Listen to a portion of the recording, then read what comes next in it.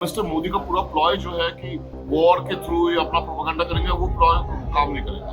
Politics में कोई motive पूरा नहीं होता। देश में लोग गवर्नमेंट के वर्जन को नहीं मानते हैं, तो जिसका इन्होंने बहुत अच्छा इस्तेमाल किया है। और चाइना के बारे में एक शब्द मुंह से उनका ना निकलता है, ना वो बोलकर भी बोलते हैं। इलेक्शन कमीशन पे कोई भरोसा नहीं किया जा सकता। तो इनको बिहार में इलेक्शंस के लिए बहुत स्ट्रांग तरीके से सड़कों पे आना पड़ेगा। ममता बनर्जी ने बंगाल में किया है कि आप ईवीएम कर ही नहीं सकते वहाँ पे रिगिंग। ऐसा सिचुएशन क्रिएट करना चाहिए कि एक वोट भी इन्होंने अगर वहाँ पे गलत किया, एक आर्गुमेंट उनका बिल्कुल नपतला था जिसका कोई जवाब नहीं था। हाँ, इस्लामाबाद कैप्चर नहीं हुआ, कराची पोर्ट कैप्चर नहीं हुआ, लाहौर कैप्चर नहीं हुआ। ये सब गोदी मीडिया का लोग ने अपने आंखों से सुना है और देखा है कि कैसा झूठ बोलते हैं।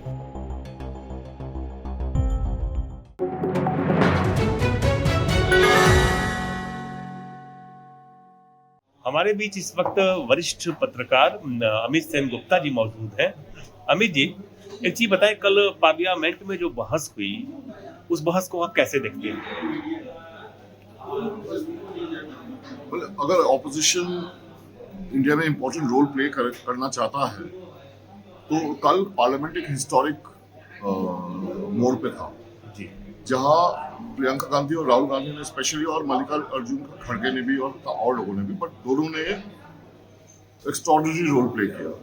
एक आर्गुमेंट उनका बिल्कुल नपतला था जिसका कोई जवाब नहीं था। फैक्ट्स उनके पास सारे थे और वो बार बार वो फैक्ट्स जो हैं अब वापस आने चाहिए, जो कि लोगों के दिमाग से हट गए हैं, क्योंकि ये बार बार ऑपरेशन सिंदूर को ग्लोरीफाई करते हैं कि औरतों को नहीं मारा, आदमियों को मारा, और एक तरह का एक भावनात्मक तरीके से इसको इस्तेमाल किया मोदी जी ने कुछ इलेक्शन रैलीज में, लेकिन अब चुप हो गए हैं। सवाल वही है जो प्रियंका ने भी रेज किया, और ये कि वहाँ एक सिक्योरिटी क्यों नहीं था। सिक्योरिटी क्यों नहीं थी?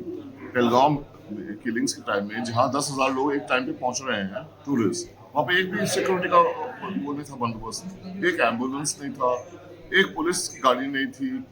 लोकल कश्मीरीज ने मदद की, जिनको बाहर इंडिया में हाउंड किया गया, उसके बाद स्टूडेंट्स को पीटा गया।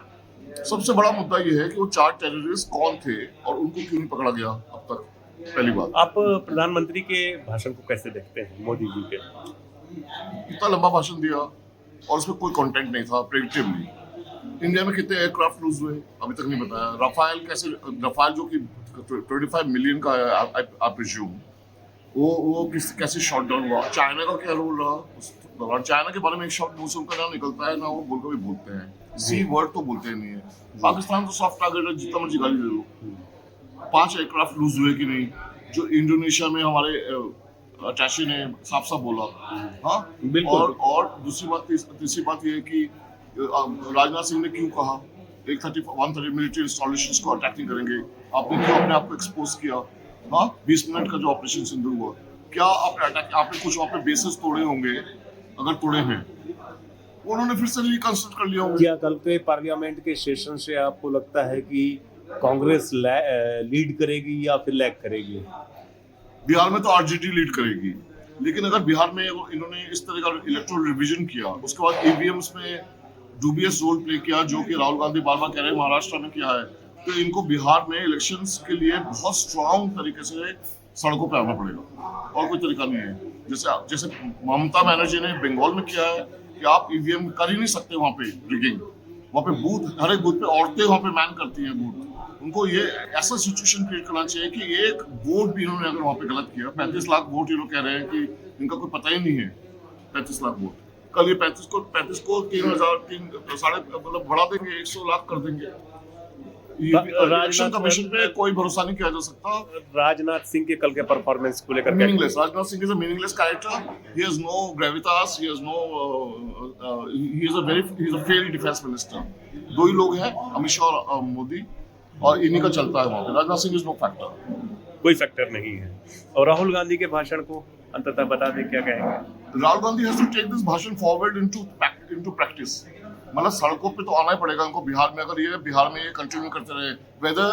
Weather they respect, with due respect to supreme court, उन्होंने स्टे नहीं किया है, लेकिन उन्होंने अभी जजमेंट भी नहीं दिया है। People's verdict is the final verdict.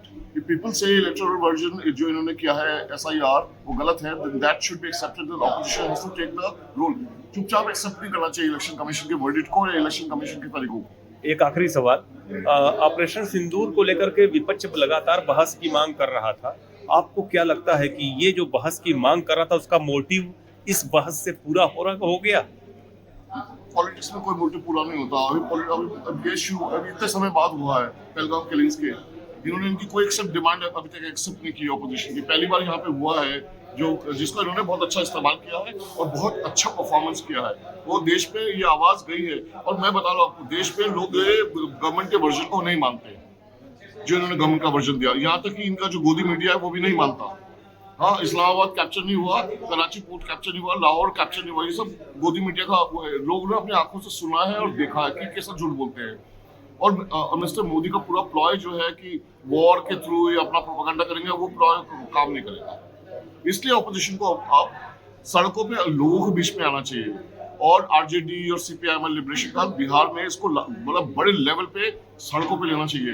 ये ईवीएम का जो ईवीएम और इलेक्टोरल जो ये जो डायबॉलिकल इलेक्टोरल गेम करते हैं जो राहुल गांधी का महाराष्ट्र में किया है और हरियाणा में भी क्या होगा, इन्होंने उसको इस बार इनको तोड़ना है। धन्यवाद आपका मिस्टर गुप्ता।